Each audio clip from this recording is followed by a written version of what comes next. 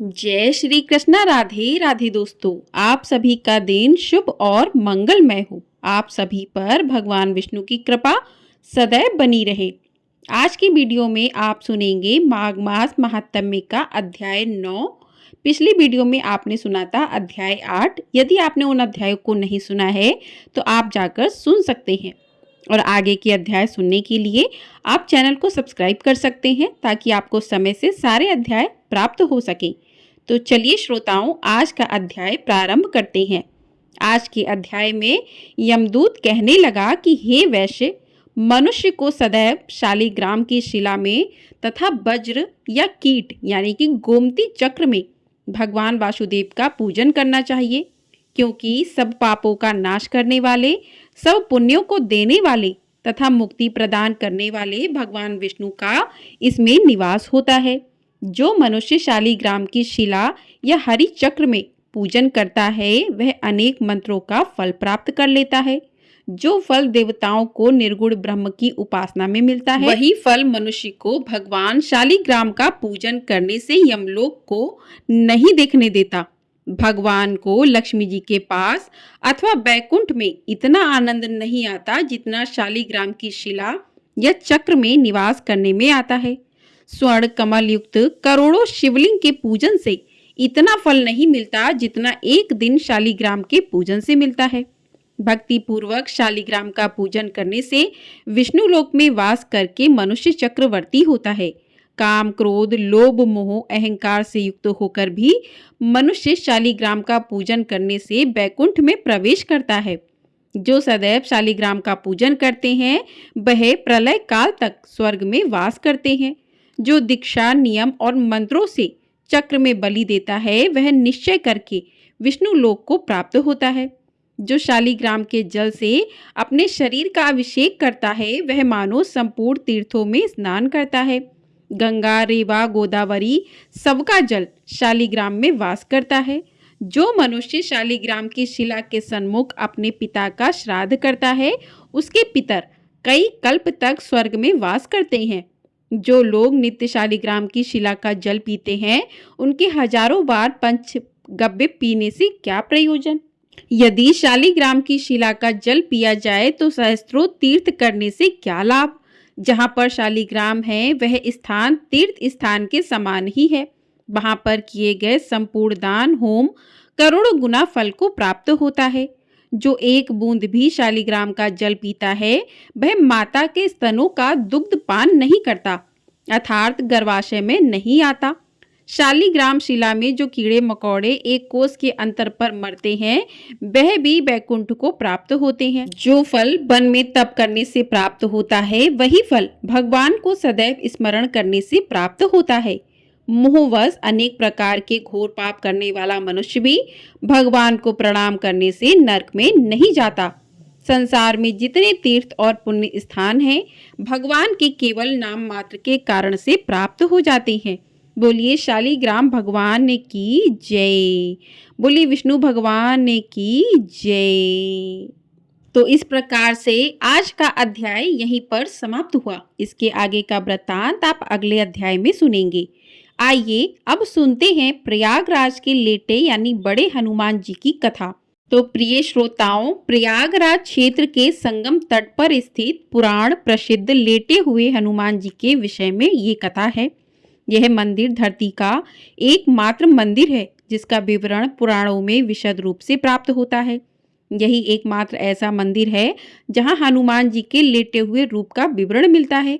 अब आजकल तो अनेक मंदिर बन गए हैं जहां हनुमान जी को लेटा हुआ दर्शाया गया है। संभवतः महाराष्ट्र के औरंगाबाद के समीप महसमल में बना लेटे हुए हनुमान जी का विशाल मंदिर भी इसी श्रेणी में आता है।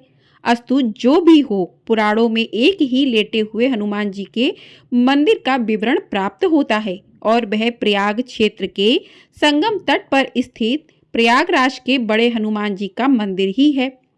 जो प्रचलित कथा इस लेटे हुए हनुमान जी के मंदिर के विषय में प्राप्त होती है वह यह है कि एक बार एक व्यापारी हनुमान जी की भव्य मूर्ति लेकर जल मार्ग से जा रहा था। वह हनुमान जी का परम भक्त था। जब वह अपनी नाव लिए प्रयाग के समीप पहुंचा तो उसकी नाव धीरे धीरे भारी होने लगी तथा संगम के नजदीक पहुंचकर यमुना जी के जल में डूब गई। कालांतर में कुछ समय बाद जब यमुना जी के जल की धारा ने कुछ राह बदली तो वह मूर्ति दिखाई पड़ी। उस समय मुसलमान शासक अकबर का शासन चल रहा था। उसने हिंदुओं का दिल जीतने तथा अंदर से इस इच्छा से कि यदि वास्तव में हनुमान जी इतने प्रभावशाली हैं तो वह मेरी रक्षा करेंगे, यह सोचकर उनकी स्थापना अपने किले के समीप ही करवा दी। किंतु यह निराधार ही लगता है, क्योंकि पुराणों की रचना वेद व्यास ने की थी, जिनका काल द्वापर युग में आता है। इसके विपरीत अकबर का शासन 14वीं शताब्दी में आता है। अकबर के शासन के पहले, बहुत पहले पुराणों की रचना हो चुकी थी। अतः यह कथा अवश्य ही कपोल कल्पित, मनगढ़ंत या एक समुदाय विशेष के तुष्टीकरण का मायावी जाल भी हो सकता है। जो सबसे ज्यादा तार्किक, प्रामाणिक एवं प्रासंगिक कथा इसके विषय में जनश्रुतियों के आधार पर प्राप्त होती है वह यह है कि रामावतार में अर्थात त्रेता युग में जब हनुमान जी अपने गुरु सूर्यदेव से अपनी शिक्षा दीक्षा पूरी करके विदा होते समय गुरु दक्षिणा की बात चली तो भगवान सूर्य ने हनुमान जी से कहा कि जब समय आएगा तो वे दक्षिणा मांग लेंगे। हनुमान जी मान गए, किंतु फिर भी तत्काल में हनुमान जी के बहुत जोर देने पर भगवान सूर्य ने कहा कि मेरे वंश में अवतरित अयोध्या के राजा दशरथ के पुत्र राम अपने भाई लक्ष्मण व सीता पत्नी सीता के साथ प्रारब्ध के भोग के कारण वनवास को प्राप्त हुए हैं। वन में उन्हें कोई कठिनाई ना हो या कोई राक्षस उनको कष्ट न पहुंचाए, इसका ध्यान रखना। सूर्यदेव की बात सुनकर हनुमान जी अयोध्या की तरफ प्रस्थान हो गए। भगवान सोचे कि यदि हनुमान ही सब राक्षसों का संहार कर डालेंगे तो मेरे अवतार का उद्देश्य समाप्त हो जाएगा। अतः उन्होंने माया को प्रेरित किया कि हनुमान को घोर निद्रा में डाल दो। भगवान का आदेश प्राप्त कर माया उधर चली जिस तरफ से हनुमान जी आ रहे थे। इधर हनुमान जी जब चलते हुए गंगा के तट पर पहुंचे तब तक भगवान सूर्य अस्त हो गए। हनुमान जी ने माता गंगा को प्रणाम किया तथा रात में नदी नहीं लागते यह सोचकर गंगा के तट पर ही रात व्यतीत करने का निर्णय लिया। हनुमान जी के हृदय में अपने गुरु की आज्ञा पालन का संदेश घुमड़ रहा था, अतः उन्हें नींद भी नहीं आ रही थी। अतः वह आसन लगाकर ध्यानस्थ हो विचार मग्न हो गए। इधर माया ने जब उन्हें ध्यानस्थ देखा तो वह डर गई, क्योंकि यदि प्रातःकाल हो गया तो हनुमान जी अयोध्या पहुंच जाएंगे तथा प्रण के दृढ़ निश्चयी हनुमान जी अपना कार्य प्रारंभ कर देंगे। अचानक हनुमान जी का ध्यान टूटा। उन्होंने सोचा क्यों ना रात सत्संग में बिताई जाए। यह सोचकर वह ऋषि भारद्वाज के आश्रम की तरफ चल पड़े। अब माया और भी निराश हो गई। हनुमान जी भारद्वाज ऋषि के आश्रम पहुंचे। वहां वेद पुराण का व्याख्यान चल रहा था। हनुमान जी वहीं बैठकर कथा सुनने लगे। कथा में भारद्वाज ऋषि ने बताया कि कल यहाँ पर जगत के स्वामी तथा अयोध्या नरेश दशरथ के पुत्र के रूप में अवतरित भगवान राम गंगा को पार कर पहुंचने वाले हैं। हनुमान जी प्रसन्न हो गए। अभी उन्होंने गंगा पार कर अयोध्या जाने का विचार त्याग दिया तथा वहीं संगम के तट पर ही रहकर भगवान राम की प्रतीक्षा करने का निर्णय लिया। रात्रिकालीन आवश्यक कार्यों को पूरा कर हनुमान जी वहीं संगम के तट पर लेट गए और उन्हें नींद आ गई। इधर माया को अवसर मिला और उसने हनुमान जी को धर दबोचा। हनुमान जी घोर निद्रा में चले गए। इधर भगवान राम गंगा पार कर प्रयाग पहुंचे। उन्होंने हनुमान जी को सोते हुए देखा तथा उनको यह वरदान दिया कि इस सोए हुए हनुमान की मूर्ति के जो दर्शन करेगा उसे बिना किसी प्रयास के मेरी कृपा प्राप्त होगी। उस व्यक्ति को किसी तरह के भूत प्रेत या धोखा षड्यंत्र आदि का शिकार नहीं होना पड़ेगा। उसके सारे शत्रु स्वतः ही परास्त हो जाएंगे। इस तरह हनुमान जी को अमोघ वरदान देकर भगवान राम भारद्वाज ऋषि के आश्रम तथा अक्षय वट का दर्शन करते हुए आगे बढ़ गए। यह वरदान आज अक्षरांश सत्य हो रहा है। इस पुराण प्रसिद्ध सिद्ध हनुमान मंदिर का दर्शन निश्चित ही समस्त बाधा कष्ट अरिष्ट आदि को शांत करता है। इधर प्रातःकाल जब गंगा देवी ने देखा कि एक प्राणी उनकी तरफ ही पांव फैलाकर सो रहा है तो उन्होंने अपने आप को अपमानित महसूस करते हुए हनुमान जी को डुबो दिया। सूर्यदेव ने जब प्रातःकाल अपने शिष्य हनुमान जी की यह दशा देखी तो उन्होंने गंगा को श्राप दिया कि तुम्हारा हृदय मैला है, जो अज्ञानवश तूने एक सीधे साधे प्राणी को दंड दिया। तेरा सम्मान करते हुए हनुमान ने रात में तुम्हारे ऊपर से होकर गुजरना अच्छा नहीं समझा और तुम दुर्बुद्धि उसे श्राप दे बैठी। जा, आज से तू प्राणियों के मरे शरीर एवं गंदगी ढोने वाली हो जाओ। गंगा नदी के दूषित होने से संसार के समस्त देव संबंधी एवं शुभ कार्य बाधित होने लगे। तब समस्त देवताओं ने मिलकर भगवान सूर्य देव की पूजा अर्चना की। तब भगवान सूर्यदेव ने कहा कि जा गंगे, तेरे जल के ऊपर मेरी किरणों के पड़ते ही तुम्हारे जल की पवित्रता बढ़ जाएगी तथा तुम्हारे जल से मेरा किया गया स्तवन पूजन कोटि गुना फल देने वाला होगा। भगवान सूर्य के कहने पर गंगा ने कहा कि हनुमान चतुर्मास व्यतीत होते ही पुनः भगवान राम की सेवा में उपस्थित हो जाएंगे। तब तक हनुमान जी किष्किंधा पर्वत पर सुग्रीव की सेना में लगे रहे। चतुर्मास बीतने पर भगवान राम सीता की खोज करते हुए किष्किंधा पर्वत पर पहुंचे। वहां पर उनकी मुलाकात भगवान राम से हुई। अस्तु, कालांतर में जब मुगल शासन के दौरान अकबर के समय में जब बादशाह अकबर ने उस सिद्ध तपोभूमि को अपने किले के रूप में परिवर्तित करना प्रारंभ किया, तब उसके दीवार की सीध में सोए हुए हनुमान का मंदिर पड़ गया। उसने तत्कालीन हिंदू धर्म गुरुओं एवं पंडितों को रुपए पैसे का लोभ देकर तथा डरा धमकाकर उस सोए हनुमान जी के मंदिर को अन्यंत्र स्थापित करवाने के लिए राजी किया। हनुमान जी की मूर्ति की खुदवाई होने लगी।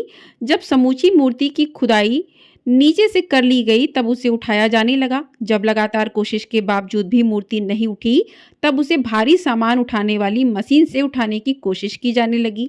ज्यों-ज्यों उस मूर्ति को उठाने की कोशिश की गई, वैसे वैसे मूर्ति और भी नीचे धंसती चली गई।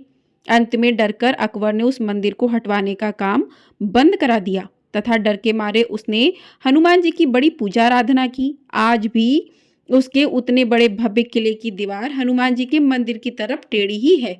एक मान्यता और भी है कि इस मंदिर के बारे में, इस मान्यता के पीछे राम भक्त हनुमान के पुनर्जन्म की कथा जुड़ी हुई है। लंका विजय के बाद बजरंगबली जब अपार कष्ट से पीड़ित होकर मरणासन्न अवस्था में पहुंच गए थे, तो मां जानकी ने इसी जगह पर उन्हें अपना सिंदूर देकर नया जीवन और हमेशा आरोग्य व चिरायु रहने का आशीर्वाद देते हुए कहा कि जो भी इस त्रिवेणी तट पर संगम स्नान पर आएगा, उसको संगम स्नान का असली फल तभी मिलेगा जब वह हनुमान जी के दर्शन करेगा। यहाँ स्थापित हनुमान जी की अनूठी प्रतिमा को प्रयाग का कोतवाल होने का दर्जा भी हासिल है। आमतौर पर जहां दूसरे मंदिरों में प्रतिमाएं सीधी खड़ी होती हैं, वहीं इस मंदिर में लेटे हुए बजरंगबली की पूजा होती है।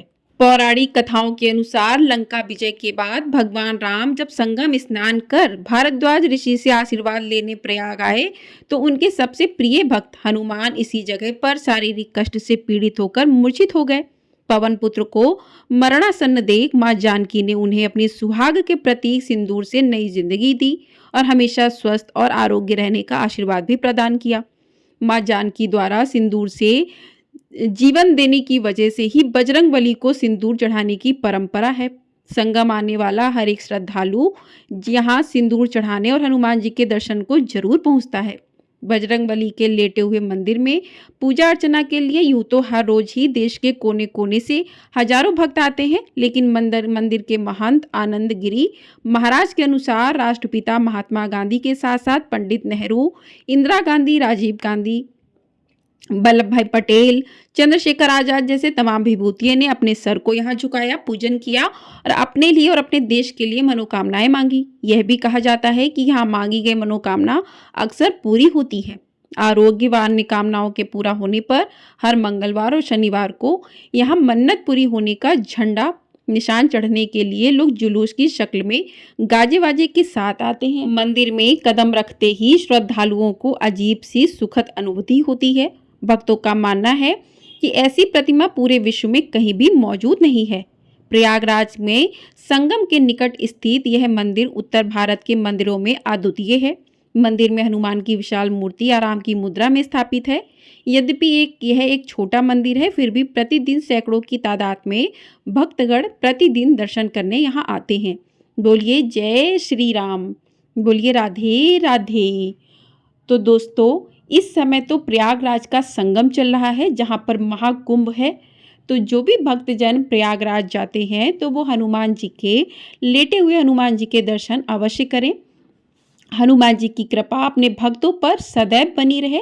इसी के साथ इस वीडियो को करते हैं यहीं पर समाप्त। मिलते हैं अगली वीडियो में। आपको ये वीडियो पसंद आई है तो वीडियो को लाइक शेयर, चैनल को सब्सक्राइब जरूर कर लीजिएगा ताकि आपको समय से सभी वीडियो प्राप्त हो सकें। और कमेंट बॉक्स में जय श्री राम अवश्य लिखिएगा। जय श्री राम।